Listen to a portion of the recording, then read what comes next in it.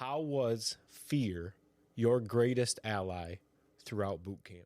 I will never let myself fail in places that he succeeded. Fear controls people. Hello and welcome to the Two Brothers Podcast, the podcast for anyone looking to lead better. With your hosts, Joe and Ryan. On to the episode.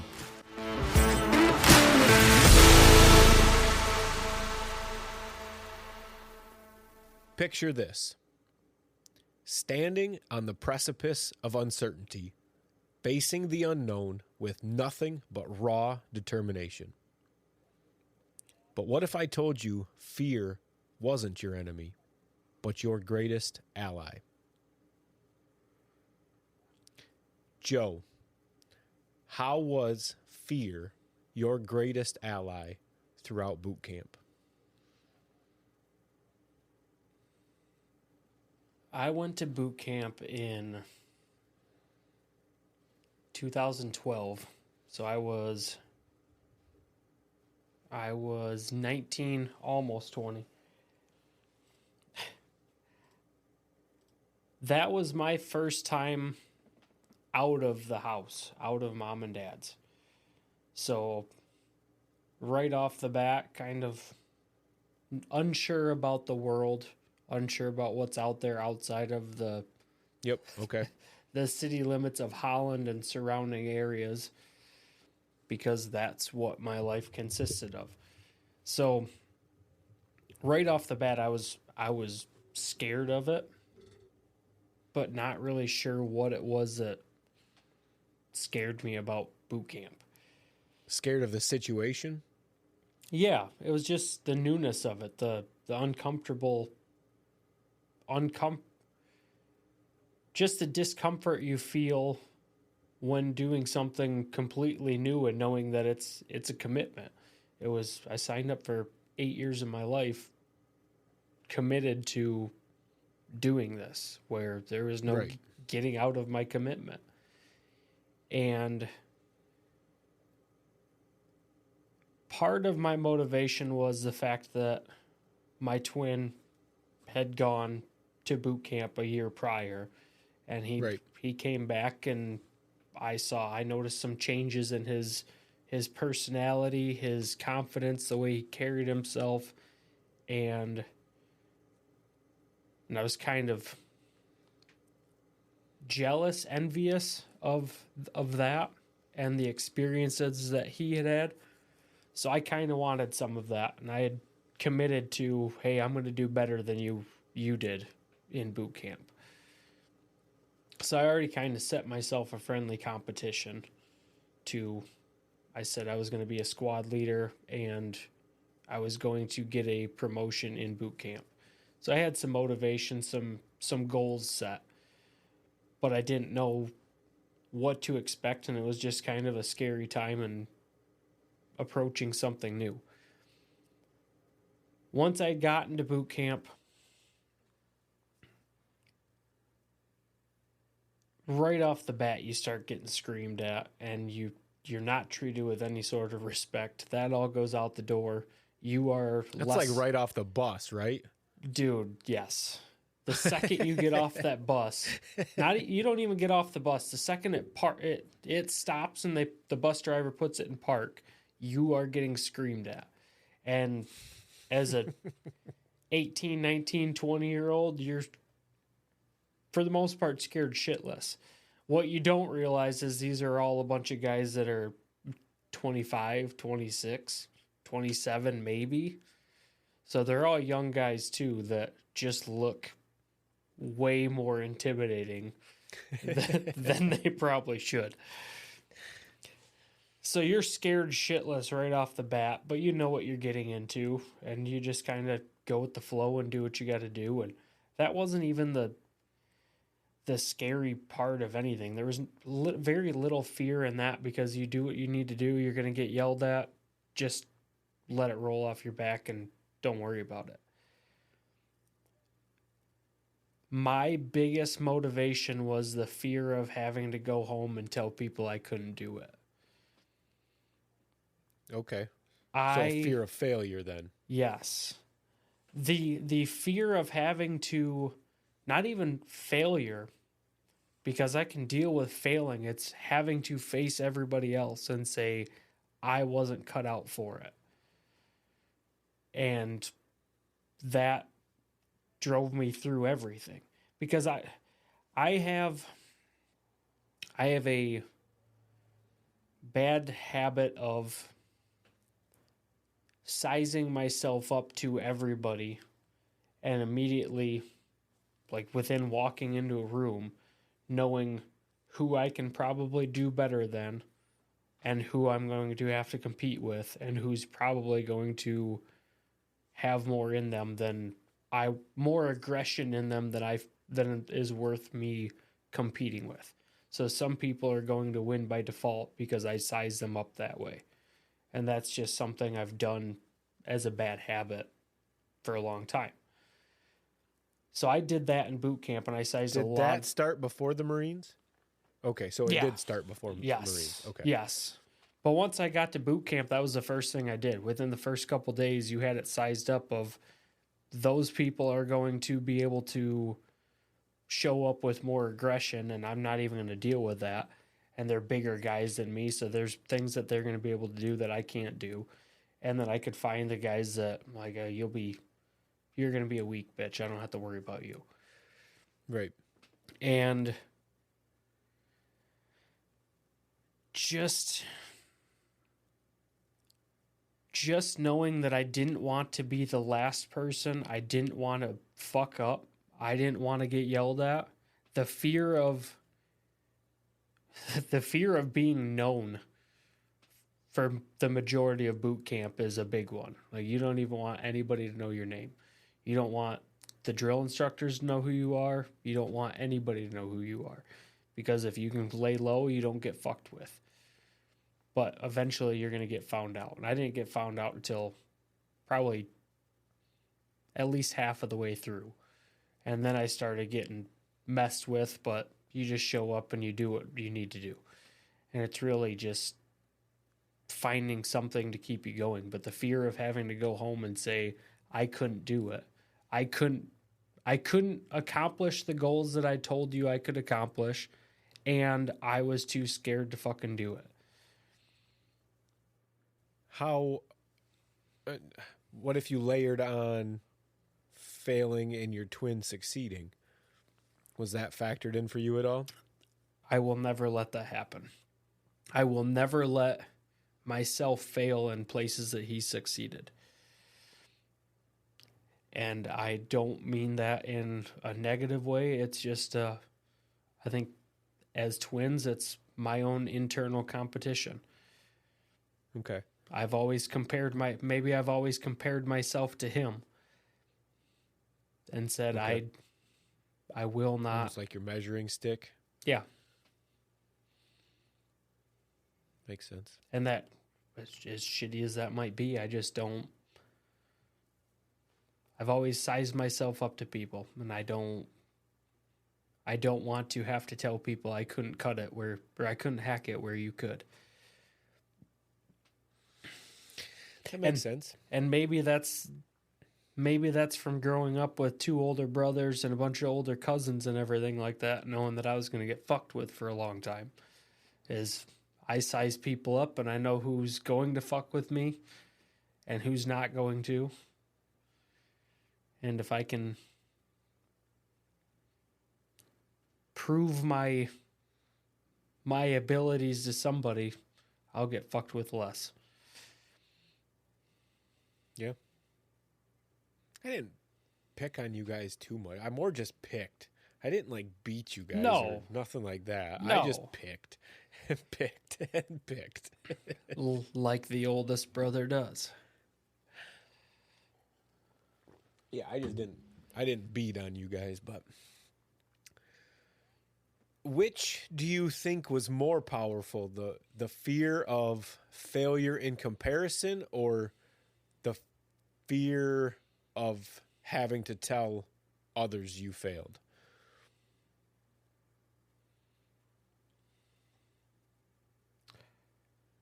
I told myself at the time that I would not go. If I could not make it through, I was not going to go home because I could not face everybody and tell everybody I couldn't do it. So the fear of the fear of having to tell everybody else that I couldn't do it was more than anything, because it's killed my pride. It killed my ego. It hurt me to say that I can't do this. I won't let that. I don't have to be the best, but I will not let anything stop me from doing anything. Right. At what point did you no longer let that fear in? At what point did you tell that fear to fuck off, essentially, and just say, I'm getting through this? Does that make sense? Because to me, at some point, in order to fully utilize fear as a motivator, you need to block out that fear and basically say, fuck you. This is happening. There is nothing getting in my way. I don't care if I'm scared. I'm going through with this. I will accomplish this. And that's the end of it. So I'm curious, at what point do you, if you think back, did that switch? Because I'm sure there was a point. I can't say that there ever was. Really? Think of it as a dog that's biting at your ankles. It's always going to keep you moving. So when times were tough and I was struggling and thinking that it was too hard for me, that's my go-to. You're going to have to go and face everybody in your life and tell them that you're a little bitch and you cannot do it. Okay. So you dipped back into that you would get to your dark times to push you through. Okay. So there's two tactics right there that we've seen to use fear as a motivator. The way I said and the way you said. Yeah. So you can block it out, tell it to fuck off, and use that as jet fuel to go forward. Or you can dip back into your bag of fears when you get to that low point and go, yeah, nope, this ain't going to happen, and keep pushing. Yeah, there's no fucking way. And that is the fear that keeps me going in everything, is what do I have to lose? What do I have to do if this doesn't work out? Yeah, so you're still telling that fear to fuck off, but you're using it to propel you. Mm-hmm.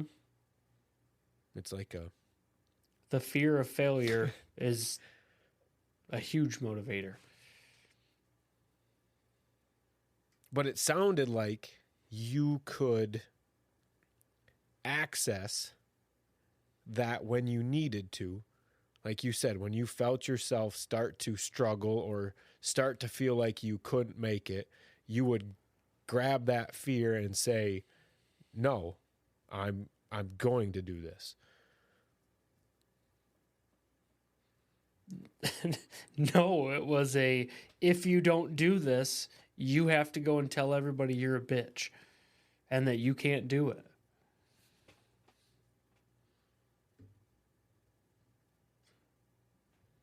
You are not the man that you tell everybody. I can't decipher the difference. You are not the man that you tell everybody you are. And you have to tell everybody that if you cannot do this. But you told that fear to fuck off, and that's how you got through it. You see what I'm saying? I mean, however you want to frame it, but I don't. I just live in that. I lean into the shame and the emotions that I would feel if I had to tell everybody that I couldn't do it. I lean into that shame and that fear and say, you are a bitch if you can't do this. Not, fuck you, I'm going to do this. It's, you are a bitch if you don't do this. Okay, so it's a completely opposite tactic then. I bully the fuck out of myself. Yeah, you bully yourself rather than punishing the fear. Okay. Okay. You punish yourself rather than the fear. Yeah. Okay. And again, I wonder if that comes from having older brothers. I think it's all From being picked on. We've all picked on each other, you know. But thinking about it like that, I use those same tactics when I'm lifting weights.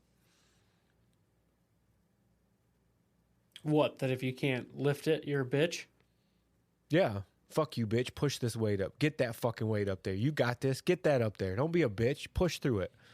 I use that same thing when I'm dealing with other mental struggles and going through things like, are you really going to be that big of a bitch? You really can't handle this right now? Yes, exactly. You're I going to tell those, everybody by doing this that you can't fucking hack it. I use those same tactics, but in different situations.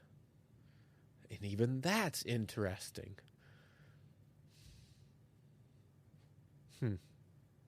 But it is amazing what you can push yourself through just by using that. Oh, absolutely. Absolutely. Call yourself a bitch and see what you can muster up the strength to do. Oh, God. Yeah, it works. Look in the mirror and say, fuck you, bitch. That is one hell of a powerful motivator. And honestly, I mean, that's what drill instructors were doing the whole time too. Get the fuck up there, you little bitch. Yeah. Go up there. Yep. So I do the same thing to myself. I'm my own drill instructor. And that goes for everything in life. Oh, so is that trying to change the body's response from a flight or freeze response to a fight response? Could be. That dude, what in the fuck? It's all mental programming. It's all designed to train people to act differently under different situations, so it would not surprise me. That's a crazy thought. To just And it's not easy to, once you have the strong fight response to every situation, it's hard to retrain that. I mean, you remember how tense both of us were when we got out of boot camp. Everything about our mannerisms was tense and tight. And you'll get fucked up if you aren't how you're supposed to be. Right. So it was a fear response where it's a correction to a behavior in response to a fear. Yeah. Yeah. But, oh my God, it makes complete sense when you put this spin on it. So, we're going to get slightly off topic, but to overcome a fear, you have to be exposed to it, right?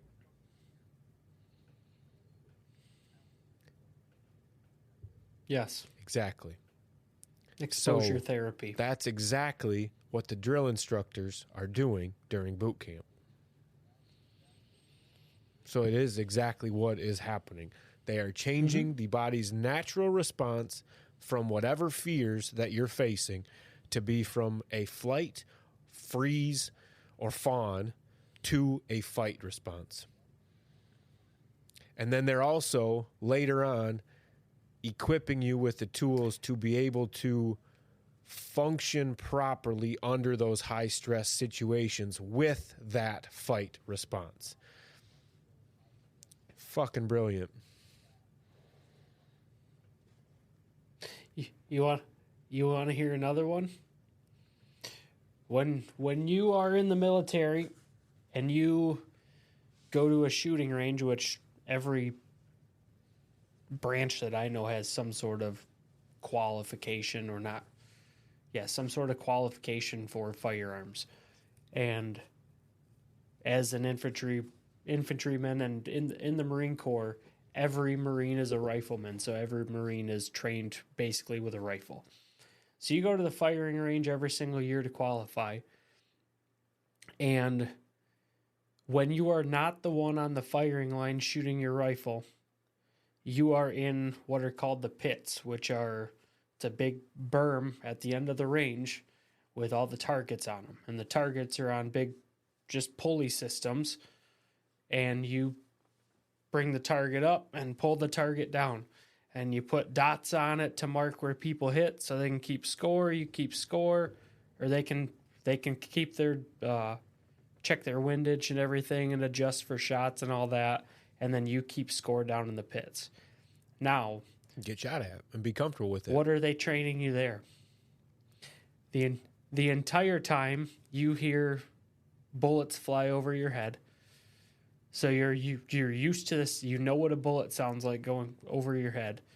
You still have to operate. You still have to function. You can't reach up too high because your hands are going to get shot. So you have to be careful. So you have to operate in an area under fire. Yeah. Yeah. And get used to it. And be okay with it. Wow. We can get into more of this later because I have quite a bit more on all that crap, but not on this specifically, but I would definitely like to get into more of this on that one. Fear is huge. Fear controls people, just as anger controls people. Yeah. And it's crazy how often you allow yourself to be controlled by fear. And on that, I've kind of come to the realization that my biggest fear is kind of a fear of the unknown. When I'm not sure what's next, that terrifies me more than anything. If I don't have control of what's next, it scares the shit out of me. I don't like to think of myself as a controlling person. I can be, and I know that. But I don't always need to be in control of everything. I like to just go with the flow, and I'm very much fly by the seat of my pants. But there are certain things where if the outcome is out of my control, I do get very worried about that. And that is, it keeps me from, I guess that one is more keeps me from reaching my full potential. I get to a point to where I get scared of something and I'm not sure what's next, what to do, where to go, what's going to happen, and I kind of shut down. That's when I have to fight off constantly with this podcast. You and me both. Yeah, I get to places where I don't know what the fuck I'm doing all the time, and is this going to work? Is this going to backfire? And I can feel myself shutting down, and I had to make the determination when we started this that I'm not going to allow that to happen. If I want these things to work, then I need to keep moving forward and not let my fear get the best of me. Right. And so I use that as I use my fear of the unknown now to realize I need to make a to-do list, prioritize it, start learning, and then attack that list. That's what I've done with the fear now. when I get to that point where I'm going, oh shit, I don't know what to do next. I'm kind of, I don't know. I need help. Oh, nope. I just need to make a list. One of the recent Alex Hormozy quotes that I've heard is, fear is a mile wide and an inch deep. I think I saw that one too. Like, yep. Holy shit. Yeah, it looks terrifying, and then you start doing it like, oh shit. And that's why I like the to-do list. I start breaking whatever it is that's scaring me down into basically just small bite-sized chunks. And then I can start attacking that. And then that typically ends up turning into another to-do list and another one and another one. And I have lists of lists of lists because it just, I get to another point where I'm like, shit, I don't know what to do. And I got to do the same thing, break it down, and it all ends up building back up into the bigger list at some point. But when I thought about that earlier, you know what fractals are? Excuse me. The word is familiar, but I couldn't tell you the definition. It has to do with math and nature, and it's how so much stuff is done because of fractal. I think it's geometry, and the way it's a pattern that repeats forever. So like one of them, you draw a triangle, and then on each side of the triangle, you draw another triangle, and you just keep going and keep going and it never stops. You can keep drawing another triangle on all the sides of each smaller triangle. It just gets smaller and smaller and smaller, but it goes on forever. Okay, yep. And that's what those lists made me think of. The fractals that just go on forever and ever and ever, because it kind of does turn into that. But that's what I enjoy about this. I learned so much from overcoming my fears, or from facing my fears and using that fear as a motivation to keep going and to dig deeper. Your fear points you towards where you need growth the most. Yes, 100%.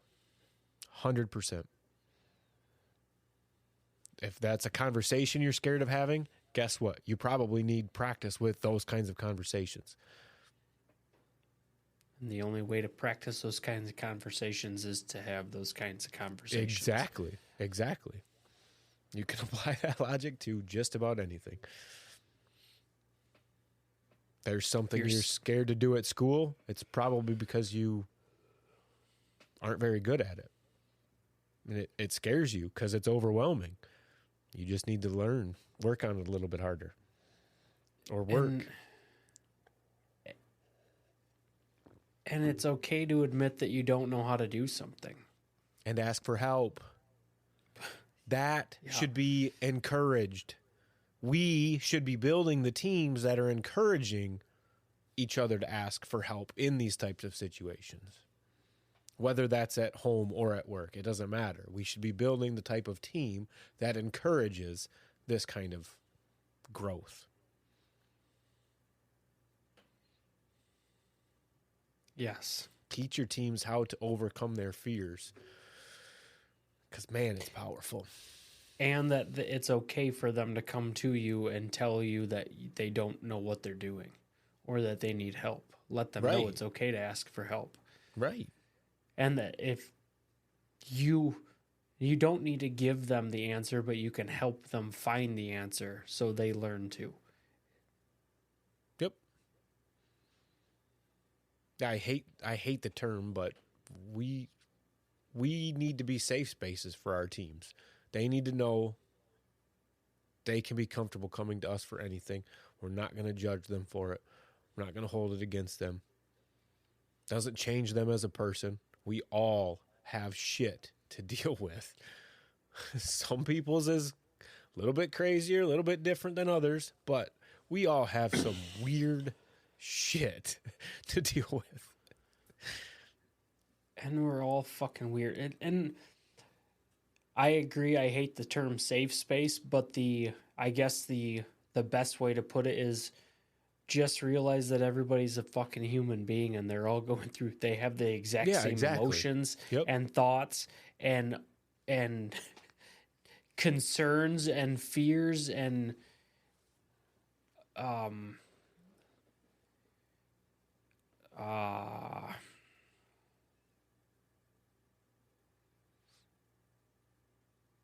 insecurities Oh, yeah. I've as liked everybody else does. when somebody tells me about their problem and trying to figure out how to deal with it or whatever. I've liked, I've enjoyed telling other people or myself, you're not special. If you think you're the only one that's dealt with this or that will ever deal with this, you're wrong. You're not special. You're not alone. We all have shit. And chances are somebody out there is dealing with exactly what you are. There are a lot of fucking people in this world. Chances are what they're dealing with is even worse than what you're dealing with. Yeah, more than likely. No matter what it is, as hard as that is to believe sometimes, and as much as you don't want to hear that somebody else is going through the same shit, because some people just want empathy, which, yep, I hear you. It sucks. Some people you just need to sit with them. But yeah, some people need to hear, oh, you're not fucking special. Get over it. Most of us do. Get up, princess. Most of us need to hear, exactly. Most of us need to hear that shit. Especially nowadays. You ain't fucking special. 'Cause you're not. We're all fucked up. Every last one of us. The only way that you're special is you are your own kind of weird. Yeah. That's the only thing that's special about you. Right. Right. And you're only weird because of the mixture of experiences that you have gone through in your life, all the ingredients that have been added to you over the years. That's the only thing that's special about you. Take somebody else and put them through the exact same situations, they're going to turn out completely different just because of how they thought of the exact experience, but maybe you need their viewpoint. Because of their paradigm, as we mentioned before. The perspective that they chose to take. Right. Throughout the situation that they were in.